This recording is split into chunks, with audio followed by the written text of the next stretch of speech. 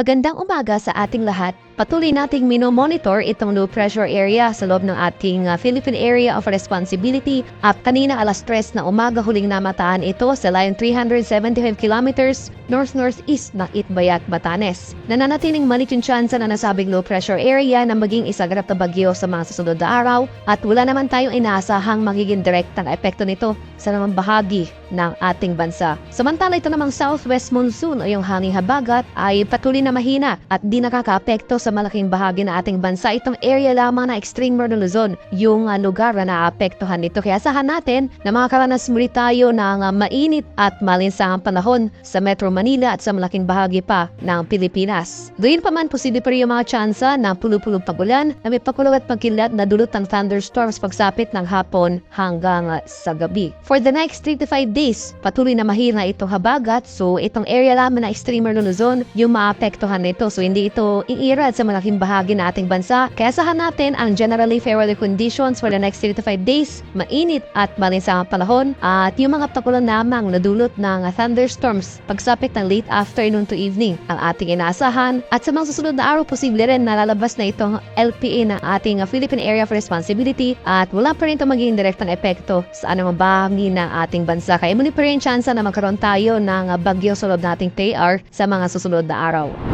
At para naman sa lagay na ating panahon ngayong araw dito sa area ng Luzon, buong Luzon, kabinet ng Metro Manila, magpapatuloy itong mainit at malinsangang panahon. Mas mataas sa tsansa ng thunderstorm activity na ating inaasahan dito sa areas ng Batanes at Pabuyan Islands dahil ito yung mga lugar na naapektuhan ng southwest monsoon o yung hanging habagat. Sa nalalabing bahagi ng Luzon, gayon rin ang ating panahon na inaasahan, bahagyang maulap hanggang sa maulap na papawilin, sinasamahan lamang ng mga pulupulong pagulan na may pakulog at pagkilat na dulutan thunderstorms. Usually, pagsapit yan ng hapon hanggang sa gabi. Maximum temperature forecast para sa lawag ngayong araw, posibleng umabot ng 32 degrees Celsius. 24 degrees naman sa bahagi ng Baguio City at 34 degrees Celsius sa bahagi ng Tagaraw. Maximum temperature forecast para sa Metro Manila ngayong araw, posibleng umabot ng 34 degrees Celsius. 32 degrees naman sa bahagi ng Tagaytay at 33 degrees Celsius sa bahagi ng Legazpi City.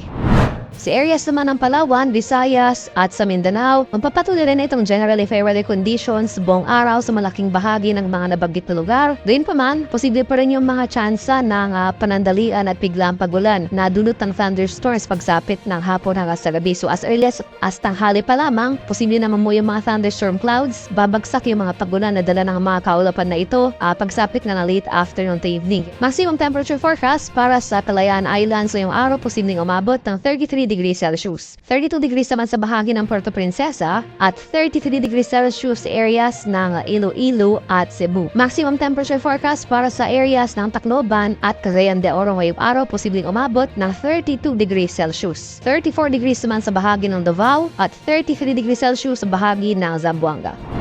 Sa kalagayan naman nating karagatan, wala pa rin gale warning na nakataas sa anumang baybay na ating kapuluan at banayad hanggang sa tamtamang pag-araw na ating inaasahan sa malaking bahagi ng ating bansa. At din pa man, iba yung pag-ingat pa rin sa ating mga kababayan na maglalayag sapagkat kung meron tayong offshore thunderstorm activity, ito yung mga pagulan na malapit sa ating dagat baybayin, asahan natin ang mga malalakas na hangin, kaakibat nito ang bahagyang pagtaas ng ating mga alon.